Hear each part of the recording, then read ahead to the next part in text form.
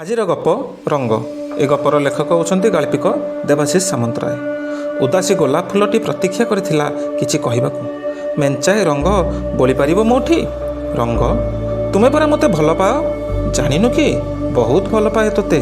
ମୋ ପାଇଁ ଏତିକି କରିପାରିବନି? ତୋ ଖୁସି ପାଇଁ ସବୁ କରିପାରିବି। ତେବେ ରଙ୍ଗ ଦିଅ, ଯେମିତି ତାର ରଙ୍ଗ। ନାଲି ଗୋଲାପ ଫୁଲକୁ ଦେଖାଇ ଧଳା ଗୋଲାପ ଫୁଲଟି ଅଳି କରୁଥିଲା ପ୍ରେମିକ ଭଅଁର ପାଖରେ। ଭଅଁର ତାଜୁବ, ଇଏ କେମିତିକା କଥା?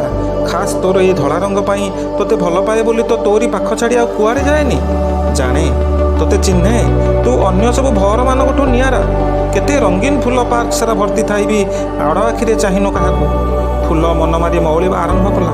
ସହିପାରିଲାନି ଭଅଁର। କେମିତି ସହନ୍ତା? ଫୁଲ ଯେ ତା ଜୀବନ। ନେ ରଙ୍ଗ ନେ। ଗୋଲାପ ଗଛର କଣ୍ଟାରେ ଭଅଁର ବାରମ୍ବାର ପିଟି ହେଲା ନିଜକୁ। ଟୋପା ଟୋପା ରକ୍ତ ଥପ୍ ଥପ୍ ହୋଇ ପଡ଼ୁଥିଲା ଫୁଲ ଉପରେ। ଟୋପାଏ ରକ୍ତ ପଡ଼ିଲେ ଧଳା ପାଖୁଡ଼ା ଉପରେ ମାଡ଼ି ଯାଉଥିଲା ନାଲି ରଙ୍ଗ। ନିଜର ନାଲି ପାଖୁଡ଼ା ଦେଖି ଚମକୁଥିଲା ଫୁଲ। ଫୁଲର ଚମକି ଦେଖି ମତୁଆଲା ଭଅଁର ଜୋରରେ ପିଟି ହେଉଥିଲା ଗୋଲାପ ଗଛର କଣ୍ଟାମାନଙ୍କରେ। କ୍ରମଶଃ ଫୁଲ ପଡ଼ିଯାଉଥିଲା ନାଲି।